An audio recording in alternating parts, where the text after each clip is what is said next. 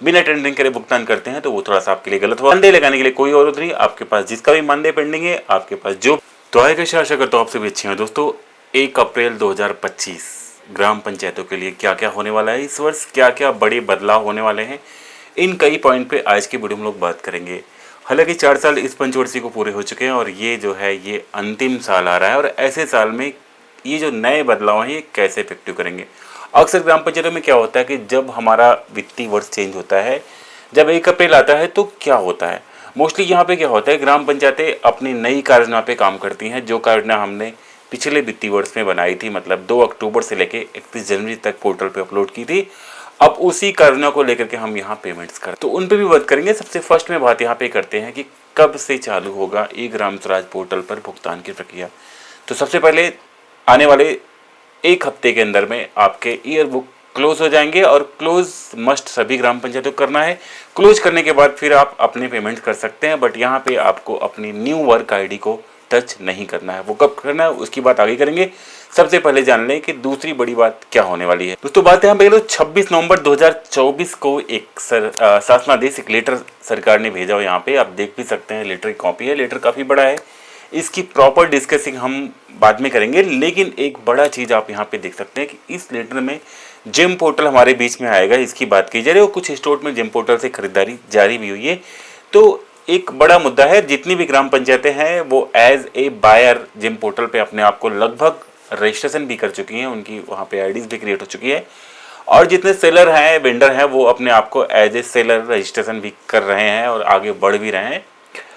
ऐसे में एक बड़ा पॉइंट है कि ये कब तक हमारे बीच में आएगा। तो आने वाला कभी भी ये समय हो सकता है कि शासनादेश हमारे बीच में होगा कि जिम पोर्टल से आप खरीदारी आपको करनी है, और टेंडर आपको वहाँ पे जो है भरने हैं, आपको वहाँ पे किस तरह से बिड लेनी है, वो तमाम चीज़ें आगे हम एक लंबा डिस्कस करेंगे, क्योंकि वो एक समझने का बड़ा मुद्दा है। लेकिन सबसे बड़ी यहाँ बात करके अभी जो हम लोग ई ग्राम स्वराज पे पेमेंट करेंगे वो किस तरह से होगा, जो नई वर्क आईडी हमारी होगी, क्योंकि इनसफिशिएंट बैलेंस की एक बड़ी प्रॉब्लम वर्क आईडी को लेकर के हो रही। जितने आपके पास पैसे हैं उसी अकॉर्डिंग आप भुगतान कर पा रहे हैं, उसके अलावा आप मैनेज नहीं, ये बड़ी समस्या है। और पूरे भारत में ई ग्राम स्वराज को लेकर के ये समस्या बनी हुई है, जो यहाँ पे अच्छे ढंग से अपनी वर्क आईडी को मैनेज नहीं किए हैं।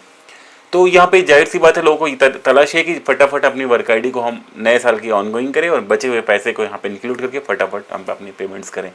तो ये इंतजार खत्म कब होगा आपका, जब तक आपकी ग्राम पंचायत की टेंडरिंग की प्रक्रिया पूरी नहीं होती है। रूल से एक नियम बनाया ग्राम पंचायतों में कि अगर लाख रुपए तक आप कोई भी काम कर रहे हैं तो उसके ऊपर का जो भी होगा आप उसको टेंडर्स करवाएंगे, उसके नीचे 50,000 तक आप वहाँ पे कोटेशन रखते हैं जो है।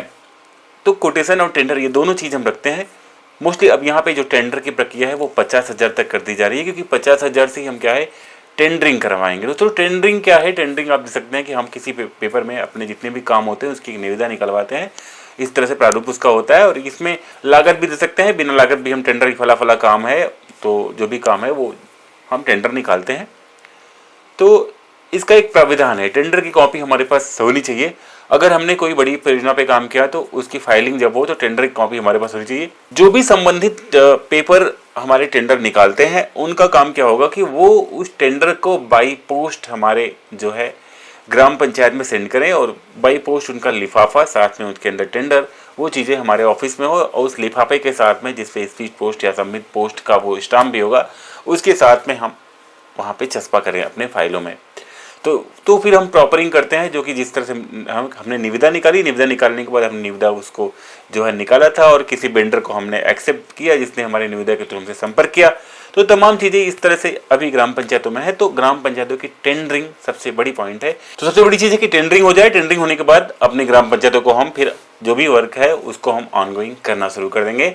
तो मैं जहाँ तक बताऊँ कि कुछ पोर्टल पे बदलाव तो खास नहीं हुआ है। जेम पोर्टल आने वाले 2 से 3 महीने में आपके बीच में रन करेगा।